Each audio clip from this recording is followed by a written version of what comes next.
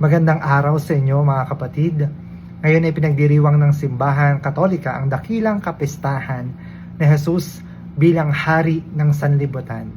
Ang pagdiriwang na ito nagpapaalala sa atin na walang ibang hari kundi si Jesus. Bakit? Sapagkat sa panahon natin ngayon, ang daming naghahari-harian. Ang daming tao na nag-iisip na sila ang pinakamataas, pinakamakapangyarihan.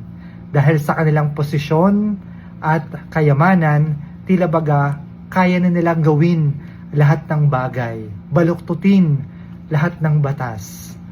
Pero sa katunayan, wala namang ibang masusunod, walang ibang pinakamakapangyarihan kundi si Jesus.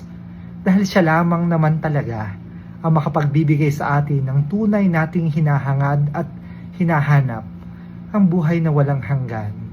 Kaya sana ay ibukas natin palagi ating mga puso kay Jesus at patuloyin siya, nawa siya ang tunay na maghari sa ating buhay at sa ating buong pagkatao.